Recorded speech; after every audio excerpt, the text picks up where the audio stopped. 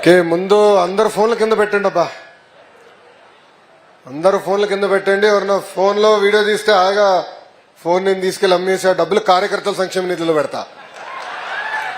ఇవన్నీ ఎందుకు చెప్తున్నానంటే ఇది మన కుటుంబంకి సంబంధించిన వ్యవహారం. ఇదిగో ఆ ఫోన్ పట్టుకోబా, ఆ ఫోన్ పట్టుకో. కుటుంబానికి సంబంధించిన విషయం. అందరూ ఫోన్లు పట్టుకుని వీడియోలు తీస్తే మళ్ళీ నేనేం మాడతా. ఈ కార్యక్రమం ఎందుకు ఏర్పాటు చేస్తామంటే ముఖాముఖి మన ఇంట్లో ఉన్న సమస్యలు మనం మాడుకోవాలి, చర్చించుకోవాలి, మన సమస్యలు మనం పరిష్కరించుకోవాలి. వేదిక మీద ఉన్న పెద్దల్ని పెద్ద పరిచయం చేయాల్సిన అవసరంలా అందరికీ పేరు పేరున నవదేవపూర్కి నమస్కారాలు. ఈరోజు వస్తుంటే ఒక వింత పరిస్థితి చూసా. దారి పొడుగున పోలీస్ సోదరులను చూస్తే అన్నకి చెప్పా, విజయ్ నా తమ్ముడు అవుతాడేమో, చలో అన్నందోలే, ఇంకా కుర్రోడ్లాగా ఫీలింగ్ ఉంది నాకు. సత్య నా కారులో అంటే చెప్పా, ఎందుకన్నా ఇంతమంది పోలీసు వాళ్ళు ఉన్నారు అంటే నక్సల్ ఏరియా అన్నారు. అరే ప్రతిపక్షంలో ఊరంతా నడిచినప్పుడు ఎప్పుడు కంపడలేదు, ఇప్పుడెందుకు కంపడుతున్నారని అడిగిన. ఈరోజు అదే కానిస్టేబుల్ గారు, అదే ఎస్ఐ గారు, సిఐ గారు, డిఎస్పీ గారు, ఎస్పీ గారు నుంచి మనకు సెల్యూట్ కొడుతున్నారంటే అది ప్రజా తీర్పు వల్ల.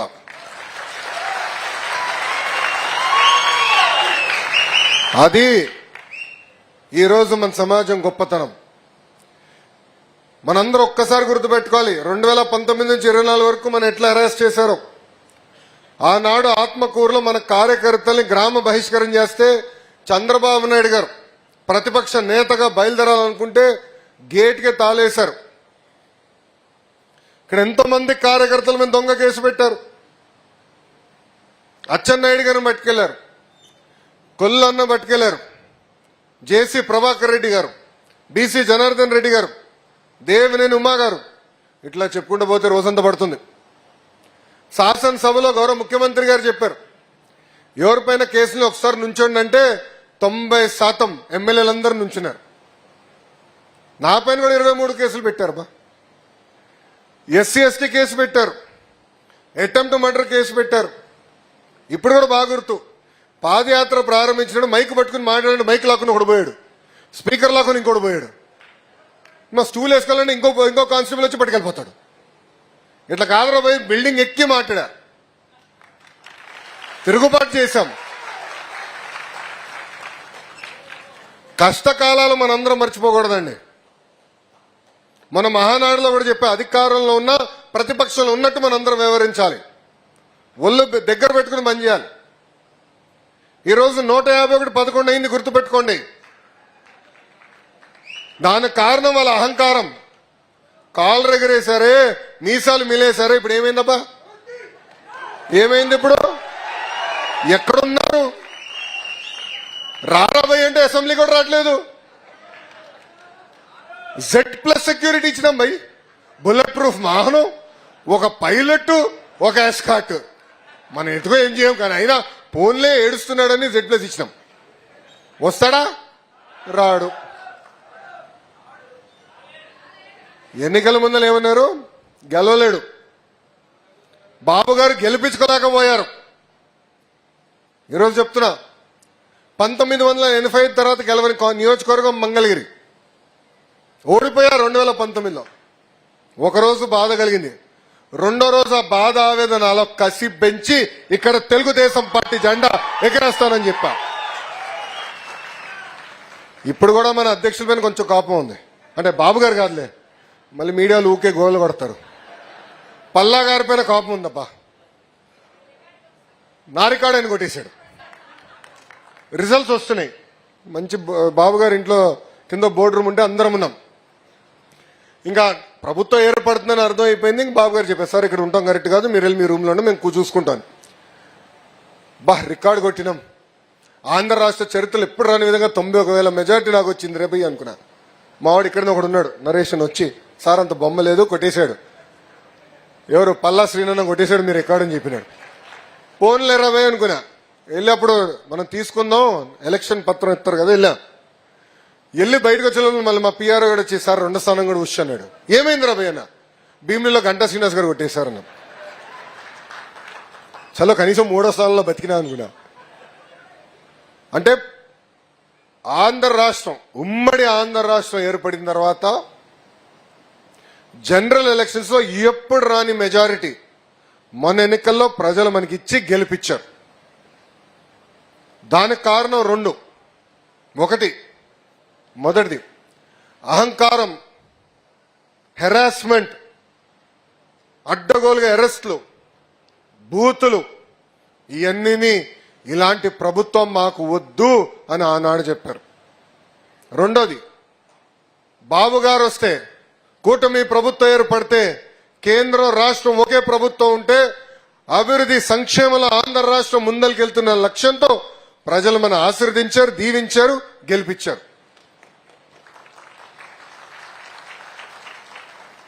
మీరందరూ కష్టపడ్డారు. బాధుడే బాధుడు, ఇదేమి కర్మ మన రాష్ట్రానికి, బాబు షూరిటీ, భవిష్యత్తు గ్యారంటీ, శంకరావం, ఈ 4 కార్యక్రమాలు డోర్ టు డోర్ మీరు తిరిగారు, గడప గడప దొక్కారు. బాబు గారు నాకు చెప్పారు పాదయాత్రలో ఫోన్ చేసి, అరే క్లస్టర్ యూనిట్ బూత్ వ్యవస్థ తీసుకొద్దాం అనుకుంటే అన్న అది ఎప్పుడవుతుంది స్వామి అన్న. మీ స్పీడ్ నాకేం తెలుసు. అరే బాబు గారు పిలిపిస్తే ఏం పరిగెత్తారా భయ్, ఇమ్మీడియట్ గా వేసి పడేశారు. ఈరోజు ఇతర రాష్ట్రానికి చెందిన ప్రాంతీయ పార్టీలు కొన్ని ఉన్నాయి. వాళ్ళందరూ వాళ్ళ నాయకులు అందరూ నాతో మాడతారు. ఢిల్లీకి వెళ్ళినప్పుడు ఎప్పుడో కనబడతారు. అరే మీరు ఎట్లా చేస్తారు ఈ సభ్యత్వం, మీరు ఎట్లా చేస్తారు ఈ క్లస్టర్ యూనిట్ బూత్ అని నన్ను అడిగితే ఒకటి చెప్పా, టెక్నాలజీ కాదురా భయ్, అది మా బ్లడ్ లో ఉంది, దట్ ఈస్ తెలుగుదేశం పార్టీ అని చెప్పిన. టెక్నాలజీ ఎంతైనా తీసుకురావచ్చు, ఫోన్లు ఎన్నైనా కొనొచ్చు, కానీ చెమటోర్చి కష్టపడి గడప దొక్కి ఎన్ని ఇబ్బందులున్నా కేసులు పెట్టినా నిలబడింది తెలుగుదేశం పార్టీ కార్యకర్తలు. మనం చూసాం, లోకల్ బాడీ ఎన్నికలు జరిగినాయి, మీసాలు మిలేసి తొడగొట్టాడు ఒక పెద్ద ఆయన. ఎవరు? అంజిరెడ్డి తాత. ఇప్పుడు కూడా కంపడుతూ ఉంటుంది ఇన్స్టాగ్రామ్ లో వీడియో. ఈయనటి వెళ్తే ఆడు అటు పరిగెడతాడు, ఇంక అర్థం అవుతుంది ఏంట్రీ వెళ్ళాడని. ఆహా కర్ర తీసుకొస్తాడు, రారా కర్ర తీసుకుని అంటాడు. ఆ అంజిరెడ్డి తాతే నాకు స్ఫూర్తి. పల్నాడులో మంజుల గారిని చూసాం, బూత్ దగ్గర ఆమె నిలబడితే కత్తిలతో దాడి చేశారు, రక్తం గారుతుందని నిలబడింది. చివరి ఓటు పడి ఈవీఎం లాక్ అయ్యే వరకు ఆమె వెళ్ళలేదు అక్కడ నుంచి. ఆ మంజుల గారే ఈరోజు మీ లోకేష్ కి స్ఫూర్తి.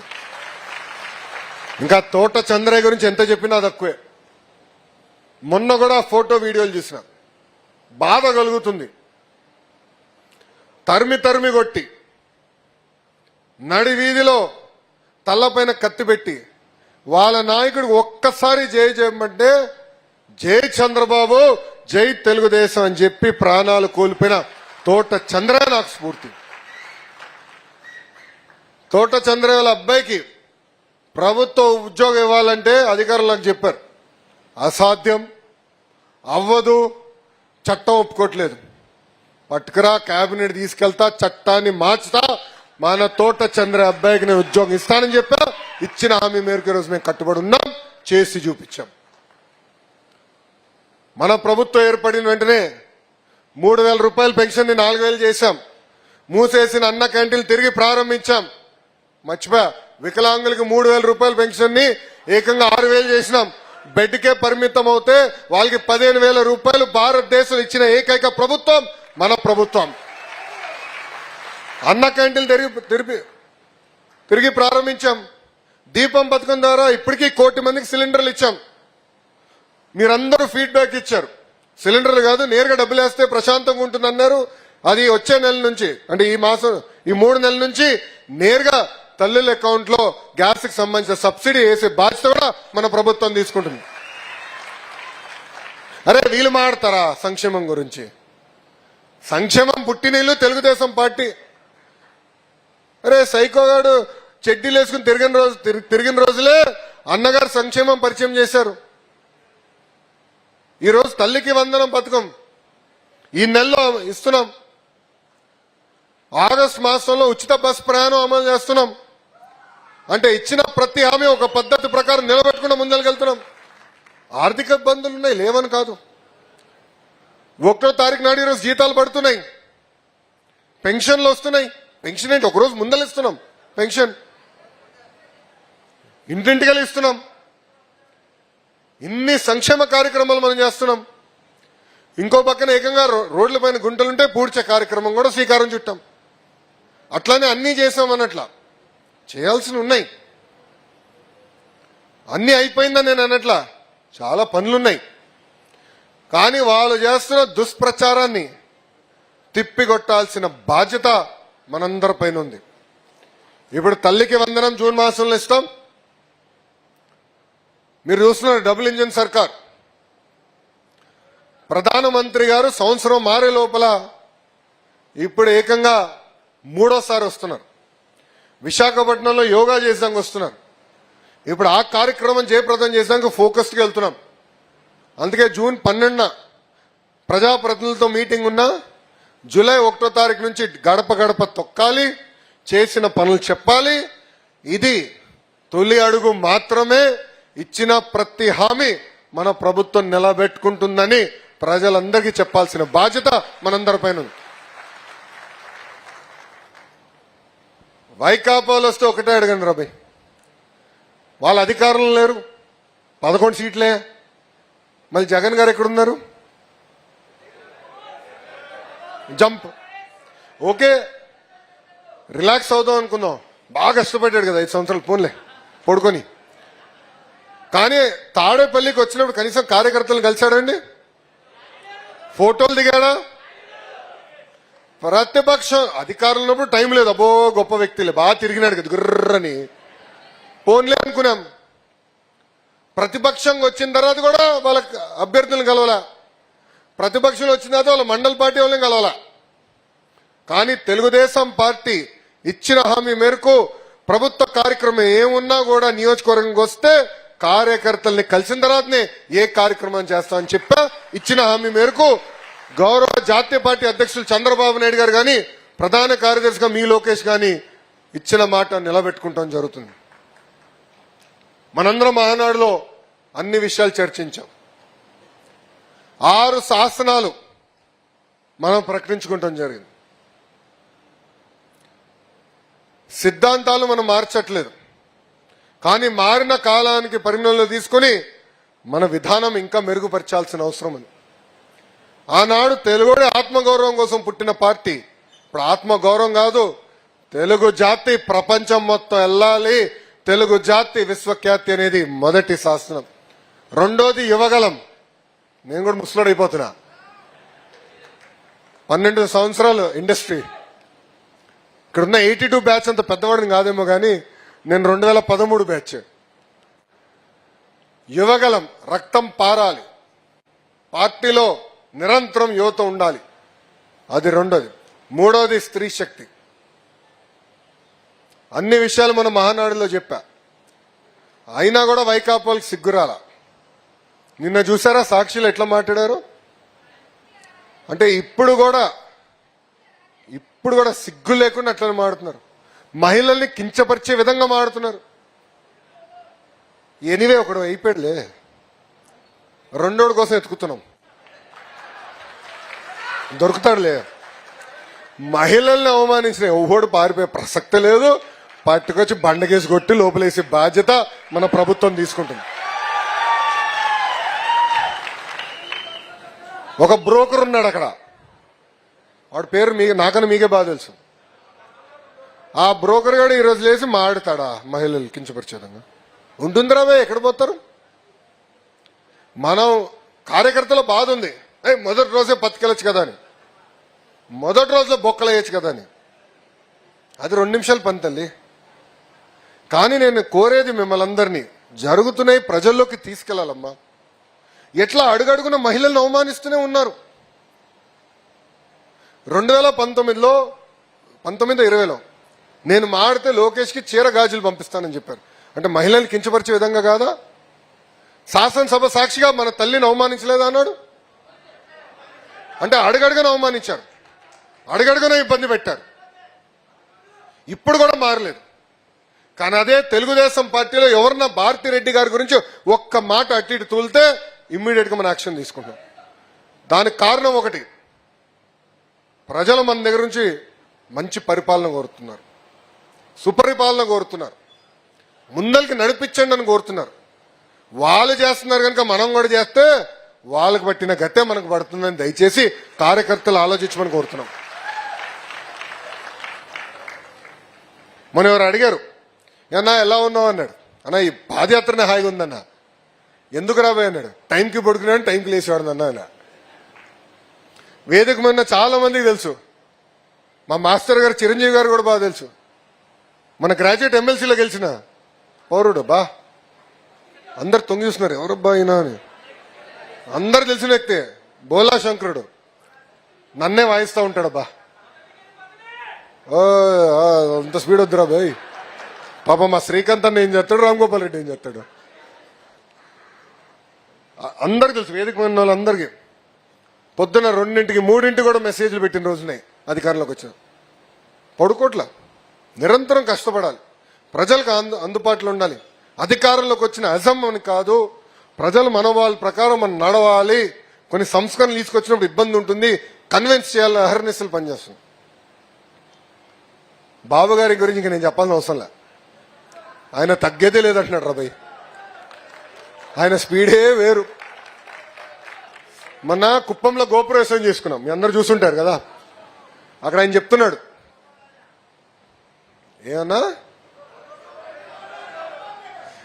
ఆయన చెప్తున్నారు గోపురవేశం చేస్తే పంతులు గారు చెప్తున్నారు, బాబు గారు తగ్గరు, 100 స్పీడ్, 100 సంవత్సరాల పై బతుకుంటారంటే. అమ్మా అందరూ మంచిదే రాబాయ్ అని నేను పక్క నుంచి అడుగుతున్నా.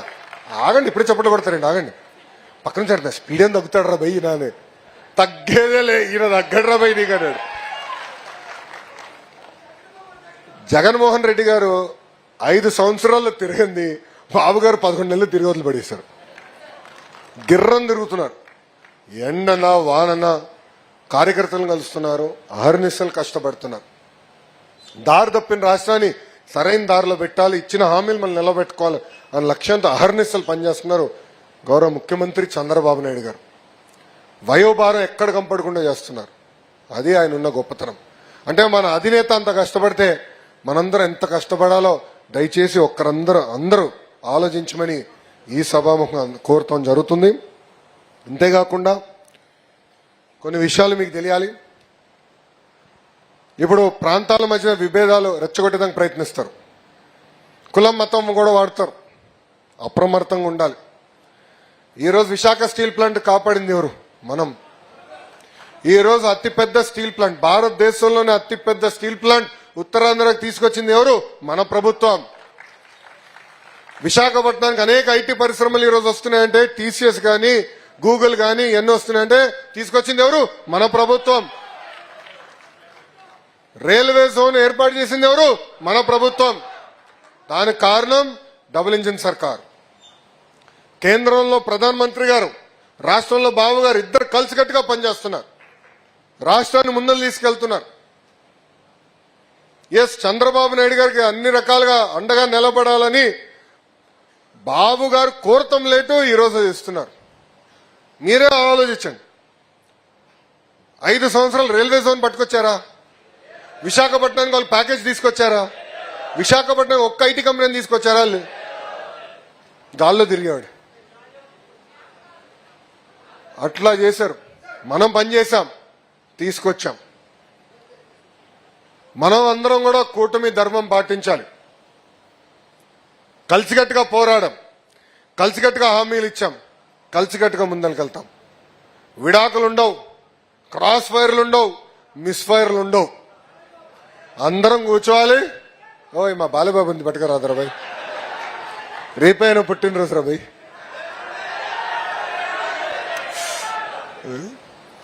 రేపైనా పుట్టినరోజు. ఇక్కడ అన్ని వైజాగ్లో అన్ని పనులు చేసుకుని రాత్రి పరిగెడుతున్నాం మళ్ళీ రేపు సాయంత్రం. ఎంతనో ముద్దలు మావే కదా, వదిలిపెడతావా చెప్పు? కలిసికట్టుగా పనిచేయాలి, మిత్రధర్మం పాటించాలి. అందరం కలిసికట్టుగా ముందరికెళ్తేనే మనం అనుకున్న లక్ష్యాలు మనందరం సాధించగలుగుతాం. ఇంకా మన నియోజకవర్గంకి వచ్చి గల 2-3 విషయాలు చెప్పదలుచుకున్నాం. ఉత్తమ్ కార్యకర్తలు కలిసినప్పుడు కానివ్వండి, ఇతర కార్యకర్తలు కలిసినప్పుడు నాకు చెప్తాం జరిగింది.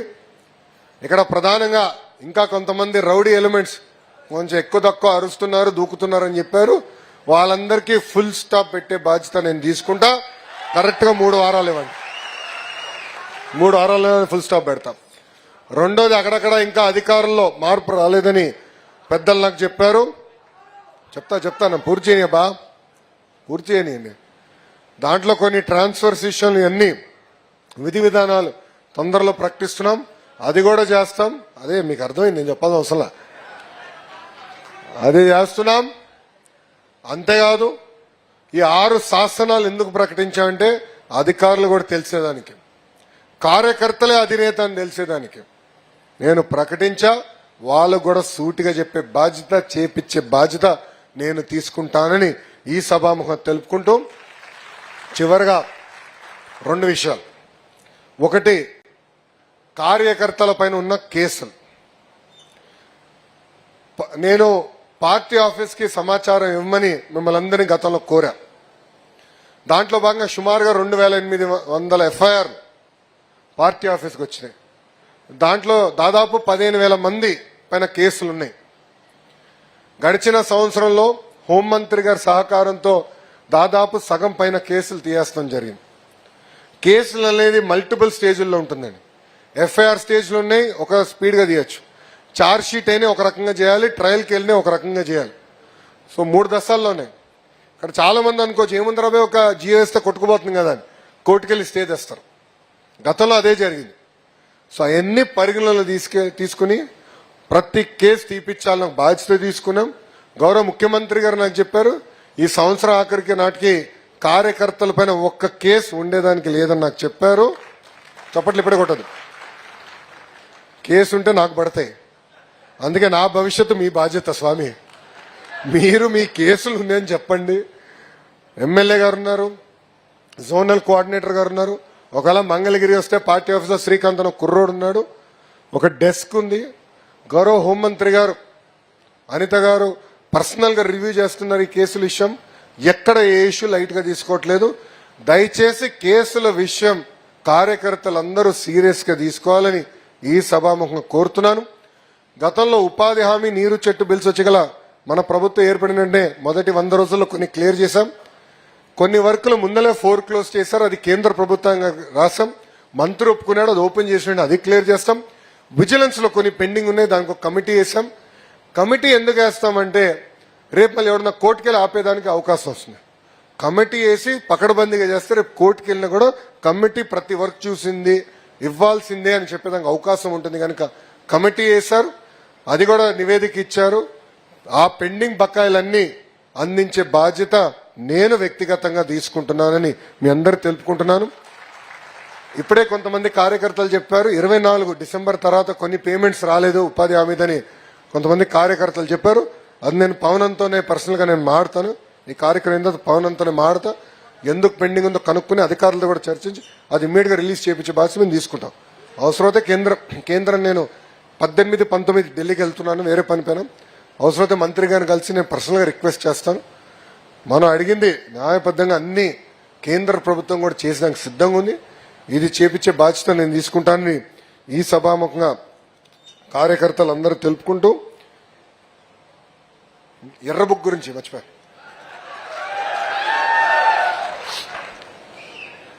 ఏం బా అర్థమైందా? బాగానే జరుగుతుందా?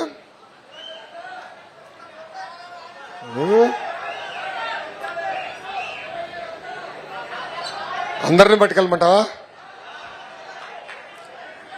అయ్యా, ఎర్ర బుక్ కాదు కానీ ఆ ఎర్ర పేపర్ చూస్తేనే వాడి గుండెపోటు వచ్చి ఏకంగా బాంబేకి వెళ్ళాడు ఆపరేషన్కి.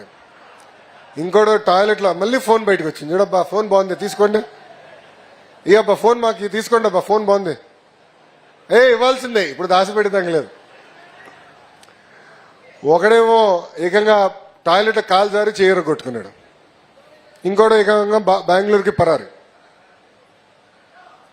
అన్నా మంది కక్ష సాధింపు కాదు, మళ్ళీ చెప్తలుచుకున్నా అందరికి. ఎవరైతే చట్టాన్ని ఉల్లంఘించి ప్రజల్ని కార్యకర్తలు ఇబ్బంది పెట్టారో చట్టపరంగా వాళ్ళపైన యాక్షన్ తీసుకుంటామని ఆనాడు చెప్పా, ఈనాడు చెప్తున్నా. దాంట్లో భాగంగానే యాక్షన్ తీసుకుంటే ఒక్కడికి బెయిల్ రాట్లా. చూసారా, ఒక్కడికి బెయిల్ రాట్లా. ఒకడికి మంచి నల్ల జుట్టు ఉంది, తెల్లగా అయిపోయిందబ్బా.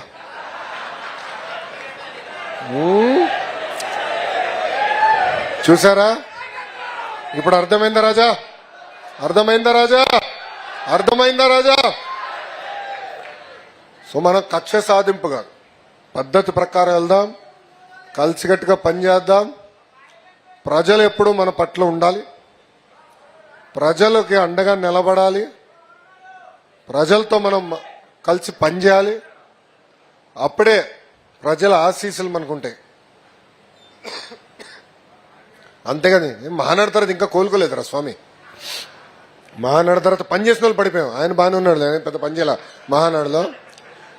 మీ ఎమ్మెల్యే గారు పెద్ద పని పెట్టినా ఏం చేయలేదులే, మేమందరం పడిపోయాం. టైం ఉంది బా, కంగారు ఎందుకు? మనం కూడా అహంకారంతో కాలు రెగరేసుకుని ప్రజలకి దూరం అయ్యి బూతులు ఇవన్నీ చేసుకుంటే మన పరిస్థితి కూడా అట్టనే ఉంటుంది. దయచేసి గమనించుకోవాలి. పార్టీ నుంచి, ఎస్పెషల్లీ తెలుగుదేశం పార్టీ అంటే ప్రజల నుంచి కొన్ని ఆశలు పెట్టుకుంటాం. మన దగ్గర నుంచి మన పార్టీని చూసింటే కొన్ని ఆలోచనలు ఉంటాయి. దాని భిన్నంగా మనం పనిచేస్తే మటుకు మనం ఫినిష్ అవుతాం. దయచేసి ఇది కార్యకర్తలు అందరూ గుర్తుపెట్టుకోవాలని మళ్ళీ మళ్ళీ కోరుకుంటూ, అందరు చెప్తారు ఎంత ఎదిగితే అంత తగ్గుండాలని. ఇది మనందరం నేర్చుకోవాలి. కుటుంబ సాధికార సారథులు, క్లస్టర్ యూనిట్ బూత్, గ్రామ మండల నియోజకవర్గ కమిటీలు కొన్ని అయిపోయినాయి, కొన్ని ఇంకా పెండింగ్ ఉన్నాయి. అది విజయ్ గారు సీరియస్ గా తీసుకోవాలి. ఇమ్మీడియట్ గా యుద్ధ ప్రాతిపదికంగా వేదికమైన పెద్దలందరూ అది సీరియస్ గా తీసుకుని పూర్తి చేయాలి. పార్లమెంట్ అధ్యక్షుడు కూడా రివ్యూ చేయాలి. బాధ్యత తీసుకుని స్వీకరిస్తాం కాదు, పనిచేయాలి, రివ్యూ చేయాలి. చేసి ఎక్కడెక్కడ పెండింగ్ ఉందో మీరు డ్రైవ్ చేయాలి. జోనల్ కోఆర్డినేటర్ అన్నున్నారు, పల్లన్నున్నారు, నేనున్నా. అన్ని ఎలక్షన్స్ అన్ని పూర్తి చేసి కమిటీ స్ట్రక్చర్ వచ్చేస్తే మళ్ళీ ట్రైనింగ్ అవుతుంది, మళ్ళీ పార్టీ ఆఫీస్కి పిలుస్తాం జరుగుతుంది. ఆహ్వానం ఇస్తాం, వాళ్ళు వస్తారు, కలిసి మాట్లాడతారు, డిస్కస్ చేసుకుని ముందరికెళ్ళేదానికి అవకాశం ఉంటుంది తెలుపుకుంటూ, నాకు ఇంత అద్భుతమైన అవకాశం ఇచ్చిన మీ అందరికీ పేరు పేరున నా ఉదయపూర్ ధన్యవాదాలు తెలుపుకుంటూ మీ అందరి నుంచి సెలవు తీసుకుంటున్నా. జోహార్ అన్న ఎన్టీఆర్, జోహార్ అన్న ఎన్టీఆర్. చంద్రబాబు నాయుడు గారి నాయకత్వం, చంద్రబాబు నాయుడు గారి నాయకత్వం. జై తెలుగుదేశం, జై తెలుగుదేశం. నేను ముగించే లోపల ఒక్క నిమిషం. చంద్రబాబు నాయుడు గారి నాయకత్వం తప్ప ఏముండదురా భయ్, నువ్వు భలే ఉన్నావు, ఏ ముందు బీకిచ్చేటట్టున్నావు. నా స్పీచ్ ఒక్క నిమిషం అండి. నా స్పీచ్ ముగించే ముందల పహల్గాం దాడిలో ఉగ్రవాదులు మన భారతదేశం భూభాగంలో వచ్చి అమాయకుల్ని ఎట్లా చంపేస్తారో మనందరం చూసాం. కూర్చోండి. అమాయకులందరిని ఎట్లా చంపేస్తారో మనందరం చూసాం. 2004 నుంచి 14 వరకు ఇలానే భారతదేశం పైన సుమారుగా 25 నుంచి 27 దాడులు జరిగినాయి, ఉగ్రవాదుల దాడి. కానీ ఆనాటి ఉన్న ప్రభుత్వం ఏకంగా ఏడ్చేది. యుఎస్ వాళ్ళకి ఫోన్ చేసేవాళ్ళు, యునైటెడ్ నేషన్స్ వాళ్ళు ఫోన్ చేసేవాళ్ళు. కానీ మొన్న జరిగిన దాడికి ఏకంగా 28 నిమిషాలు సుమారు మనం ఎలా రెస్పాండ్ అయ్యామో మనందరం చూసాం. ఈరోజు మనందరం ఇక్కడ కూర్చుని ప్రశాంతంగా కార్యక్రమం చేయగలుగుతున్నారంటే దానికి కారణం మన సైనికులండి. మొన్న మన రాష్ట్రానికి చెందిన మురళీ నాయక్ గారు చనిపోతాం జరిగింది, పాకిస్తాన్ దాడిలో చనిపోతాం జరిగింది. మురళీ నాయక్ ఆ కుటుంబానికి ఒకే ఒక బిడ్డ, అక్క చెల్లెలు లేరు, అన్న తమ్ముడు లేరు. వాళ్ళ తల్లిదండ్రులు అడిగారు, ఎందుకబ్బా నీకు ఇది ఆర్మీ అన్ని అవుతే ఏంటి పరిస్థితి అంటే, మొత్తం భారతదేశం నా కోసం వస్తుందమ్మా అని చెప్పిన వ్యక్తి. దాడులు జరుగుతున్న సమయం కూడా అతని మిత్రుడికి మెసేజ్ పెట్టాడు, అరే ఇక్కడ మా పైన దాడులు చేస్తున్నారు, నేను బతుకుంటానా లేదో నాకు తెలియదు కానీ అమ్మ నాన్న అడిగానని చెప్పు, ధైర్యంగా ఉండమని చెప్పి తిరిగి కుటుంబానికి ధైర్యం చెప్పిన వ్యక్తి మురళీ నాయక్. మురళీ నాయక్ లాంటి జవాన్లు మన కోసం పోరాడుతున్నారు కనుక, మన కోసం నిలబడగలుగుతున్నారు కనుకనే మనందరం ఇక్కడ ప్రశాంతంగా కూర్చుని మారుతున్నాం. అందుకే జవాన్లు ఎప్పుడు కంపడినా ఎక్కడున్నా వాళ్ళకి అండగా నిలబడాలి. కేంద్ర ప్రభుత్వం కానివ్వండి, లేదంటే మనకు మనసు వచ్చినప్పుడు ఒక కార్యక్రమం చేయాలనుకున్నప్పుడు మనందరం రోడెక్కాలి, దేశం జెండా పట్టుకుని ఎక్కాలని ఈ సభాముఖంగా కోరుతున్నా. ఎందుకంటే ఆ ఉగ్రవాదులకి మనం ఫుల్ స్టాప్ పెట్టాలంటే మనలో ఐక్యత ఉండాలి. ఆ ఉగ్రవాదులు తిరిగి మన భూభాగంలోకి రావాలని భయపడాలంటే ఒకసారి దాడి చేస్తే అటాక్ చేసామే, అలానే చేయాల్సిన అవసరం ఉంది. చేస్తున్నారు కూడా మన గౌరవ ప్రధానమంత్రి నరేంద్ర మోడీ గారు. అండగా నిలబడాలి, ఐక్యతతో పనిచేయాలి. మన జవాన్లు ఎప్పుడు కంపడినా సెల్యూట్ చేసి జై హింద్ కూడా చెప్పాల్సిన బాధ్యత మనందరిపైన ఉంది. ఎందుకంటే ఆ మురళీ నాయక్ కుటుంబం కలిసిన చాలా బాధేసింది. సుమారుగా 5-6 గంటలు ఉన్న వాళ్ళతో, కుటుంబం మొత్తంతో మాట్లాడా. ఒకే ఒక బిడ్డ, అది కోల్పోతుంది. నేనే ఆలోచించి నాకుంది ఒకే ఒక బిడ్డ. ఎలాంటి పరీక్ష ఏంట్రా దేవుడు ఎందుకు పెట్టాడు అనిపించింది. కానీ ఎంత గర్వంగా ఉన్నాడు తెలుసా, తల్లి తండ్రి. పర్వాలేదు సార్, దేశం కోసం చనిపోయాడు. అది మనందరం గుర్తుపెట్టుకోవాలని మిమ్మల్ని అందరినీ కోరుకుంటున్నా. జోహార్ జోహార్, జోహార్ మురళీ నాయక్, జోహార్ మురళీ నాయక్. నేను వందే చెప్తాను, మీరు మాత్రం చెప్పండి. వందే వందే వందే. జై హింద్.